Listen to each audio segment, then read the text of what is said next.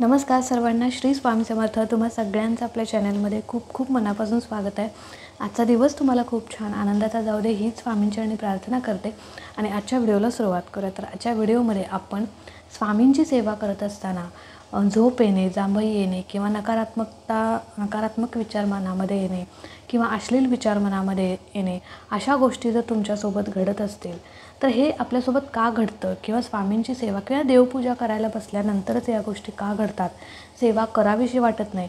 आपण सेवा करायला तर अगदी मनापासून बसलेला असतो, पण अगदी एक 5 मिनटं होते, 10 मिनटं होतात आणि लगेच आपल्या मनामध्ये असे विचार यायला लागतात किंवा सेवाच करू अशी वाटत नाही. कधी एकदा ही सेवा संपते आणि मी इथून उठून जाईन असं आपल्याला होत असतं.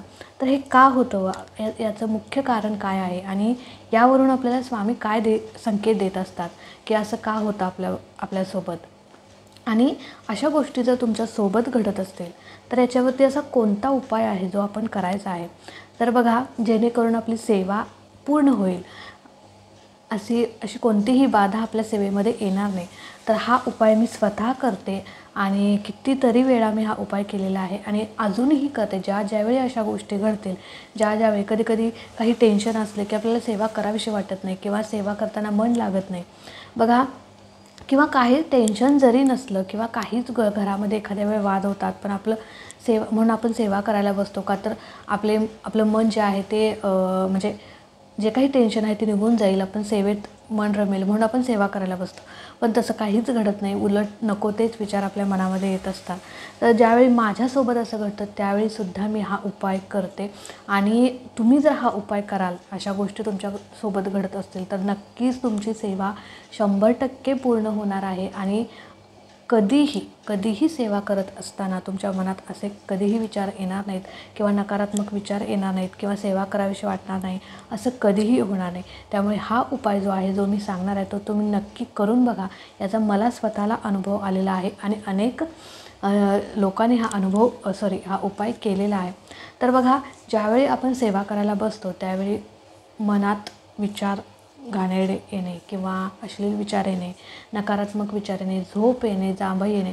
बघा, इतर कामे करत असताना तर आपण म्हणजे असं काही आपल्याला वाटत नाही, आपण निवांत छानपैकी काम करत असतो, मनापासून ते काम करत असतो. मग स्वयंपाक असेल, जे काही आपलं घरगुती काम आहे त्यावेळी तर आपण निवांत छानपैकी काम करत असतो. पण सेवा करायला बसल्यानंतर असं का होतं, आपल्या हातून ती सेवा का घडत नाही. आपण बसताना तर अगदी मनापासून सेवा करायला बसतो, बाबा मी आता ही सेवा करणार आहे आणि ही सेवा मी पूर्ण करणार.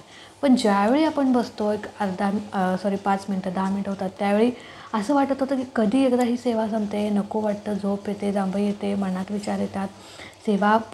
एकदा तर असं होतं की सेवा आपण अर्धवट सोडून देतो, इतकं आपल्याला तो त्रास होतो. तर याचं मुख्य कारण काय आहे. तर बघा, ज्यावेळी आपण सेवा का करत असतो, आपल्या इच्छा आकांक्षा पूर्ण होण्यासाठी. म्हणजे आता एखाद्या वेळी आपण संकल्पयुक्त सेवा करत असतो. ज्यावेळी आपण संकल्पयुक्त सेवा करतो तर अशा अडचणी बऱ्याच वेळेला येत असतात, लक्षात घ्या. आणि ह्या गोष्टी का घडतात बघा, आपण सेवा का करतो, इच्छा पूर्ण होण्यासाठी, आपल्या मनोकामना पूर्ण होण्यासाठी, आपल्या घरामध्ये स्वामींचं अधिष्ठान कायम राहण्यासाठी, किंवा आपण अर्थात स्वामींचे सेवेकरी आहे तर ते आपल्या हातून एवढी तरी सेवा घडावी असं आपल्याला वाटत असतं, म्हणून आपण सेवा करत असतो. स्वामींचा कृपाशीर्वाद पाठीमागे राहण्यासाठी आपण सेवा करत असतो. पण ही सेवा करत असताना महाराज आपली परीक्षा घेत असतात, लक्षात घ्या. त्यामुळे या गोष्टी आपल्यासोबत घडत असतात. आणि याचं मुख्य दुसरं कारण काय आहे, तर बघा, कधी आपले महाराज खूप वेगळे आहेत, खूप लीला करतात आणि भक्ताची इतकी परीक्षा घेतात की अगदी पण परीक्षा घेत असताना महाराज त्याच्यासोबत देखील असतात. असं नाही की महाराज त्याच्यासोबत नसतात, परीक्षा पण घेतात आणि त्या परीक्षेमध्ये उत्तीर्ण करण्याचं काम पण करतात. म्हणून ज्यावेळी अशा गोष्टी तुमच्या सोबत घडत असेल त्यावेळी तुम्ही समजून जा की महाराज आपली परीक्षा घेत आहेत. पण महाराजांना सांगायचं की तुम्ही कितीही माझी परीक्षा घेतलीत, कितीही मला सेवा करताना त्रास झाला, कंटाळा आला, झोप आली, जांभई, गुरुचरित्र पारायण करताना तर हमखास अशा गोष्टी घडतातच की झोप तरी येते, जांभई येते, मनात म्हणजे सेवा पूर्ण करावीशी वाटत नाही, हमखास अशा गोष्टी घडतातच. आणि हा कित्येक लोकांना अनुभव आलेला आहे. त्यामुळे अशा गोष्टी सेवा करताना तुमच्यासोबत घडत असतील तर तुम्ही कितीही काही झालं तरी सेवा अपूर्ण ठेवायची नाही. कुठेतरी महाराज आपली परीक्षा घेतात, बघू याच्या सेवेवर किती विश्वास आहे, हा किती मनापासून सेवा करतो आहे, हे महाराज आपले बघत असतात. त्याच्यामुळे कितीही तुमच्या मनात वाईट विचार येऊ देत, कसलेही विचार येऊ देत, सेवा पूर्ण करायचीच. अर्धवट सेवा सोडायची नाही. हा त्यातला पहिली गोष्ट आहे. आता ह्यातलं दुसरं कारण म्हणजे तुमच्या घरातील निगेटिव्हिटी. ज्यावेळी तुमच्या घरामध्ये निगेटिव्हिटी असते, नकारात्मकता असते, त्यावेळीसुद्धा तुमच्यासोबत अशा गोष्टी घडत असतात. बघा, कधीकधी काय होतं, नकारात्मकतेने आपलं घर भरलेलं असतं. कधीकधी आपल्यासोबत अनेक प्रकारचे लोक असतात, तर ते आपले चांगलेच चिंततील असं काही नसतं. आपले जसे शुभचिंतक असतात तसे वाईट चिंतणारे सुद्धा लोक असतात. त्याच्यामुळे कधीतरी आपल्या घरावरती करणीबाधेचा प्रकार असेल किंवा निगेटिव्हिटीचा प्रकार केला असेल आणि तुमच्या घरात जर निगेटिव्हिटी असेल तर तरीसुद्धा तुमच्यासोबत अशा गोष्टी घडतात. कारण ती निगेटिव्हिटी असते ना की तुमच्या घरातून बाहेर जायला बघत नाही. कारण तिला तिचं वर्चस्व तुमच्या घरामध्ये टिकवून ठेवायचं असतं. आणि ज्यावेळी आपण सेवा करत असतो ना, त्यावेळी ती सेवा करत असताना जशी आपली सेवा वाढत जाईल तसतशी निगेटिव्हिटीचा प्रभाव कमी होत जातो घरामधला. त्याच्यामुळे निगेटिव्हिटीला तिचं वर्चस्व म्हणजे अबाधित ठेवण्यासाठी अशा गोष्टी आपल्यासोबत होत असतात. मग काय होतं की सेवाच करू म्हणजे ती कुठून तरी ना आपल्याला सेवा करून द्यायची नसते. त्या नकारात्मकतेला आपल्याला सेवा करून द्यायची नसते. कितीही झालं तरी ती नकारात्मकता, चांगल्या गोष्टी तिच्याकडे नसतात, म्हणजे चांगल्या गोष्टी आपल्या हातून घडू नयेत असंच तिला वाटत असतं आणि तिचं वर्चस्व तिला तुमच्या घरात ठेवायचं असतं. त्याच्यामुळे आपल्याकडून ती सेवा होत नसते. पण आपण ठरवायचं की कितीही काही झालं, कितीही मनात विचार आले, कितीही वाईट विचार आले, कितीही झोप आली, जांभई आली, तरी मी माझी सेवा पूर्ण करणारच.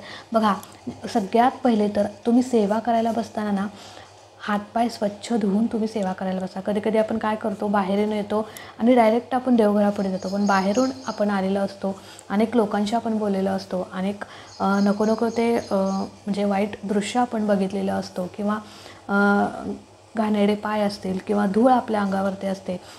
ती नकारात्मकता, ती निगेटिव्हिटी घेऊन आपण तिथे बसलेलो असतो आणि हे एक मुख्य कारण आहे की यामुळे तुमची सेवा कधीही पूर्ण होणार नाही.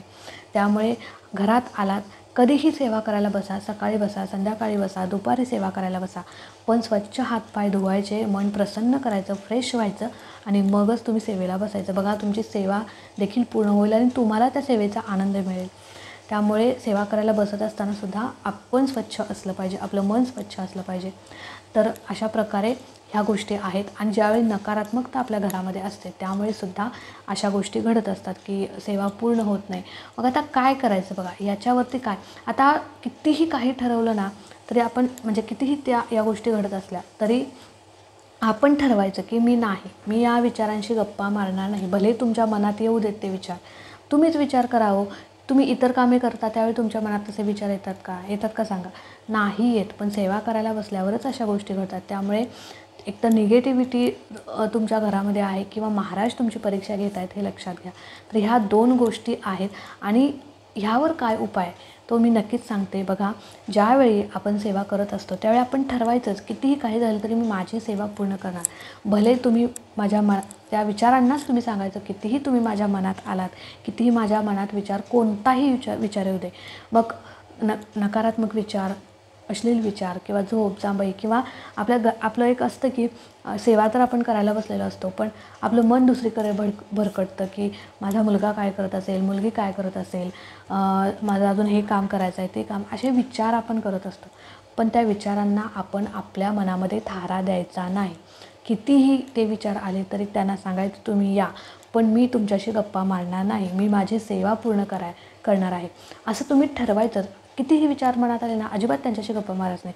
फक्त लक्ष केंद्रित आपल्या सेवेकडे करायचं आणि एक आपल्या डोक्यातच ठेवायचं की कितीही विचार आले ना मी माझी सेवा करते, त्यामुळे मग इतर माझं कुणाकडे लक्ष नाही असं आपण मनातच ठेवायचं.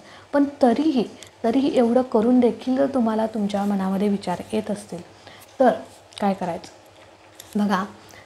तर असं करायचं की, आणि हा जर उपाय तुम्ही कराल, हा उपाय मी स्वतः करते त्यामुळे मी तुमच्यासोबत शेअर करते. तर ज्यावेळी तुम्ही कितीही ठरवून देखील अशा गोष्टी तुमच्यासोबत घडतील तर तुम्ही ती सेवा जी आहे, मग तुम्ही तारक मंत्र म्हणा, नामस्मरण करा किंवा ग्रंथ पठण करत असाल, कोणतीही सेवा करत असाल तर ती मोठ्याने करा.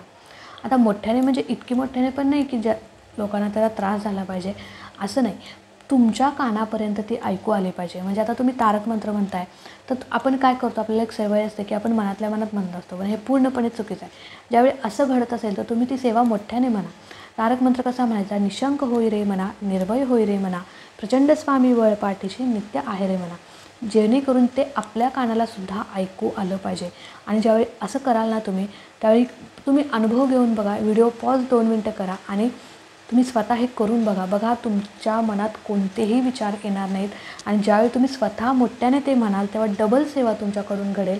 सोबतच त्या जे काही तुम्ही म्हणताय स्तोत्र मंत्र, त्याचे जे लहरी आहेत, त्याचे सात्विक तरंग आहेत, सात्विक लहरी आहेत, त्या तुमच्या घरामध्ये पसरतील. कारण ते तुम्ही मोठ्याने म्हणताय.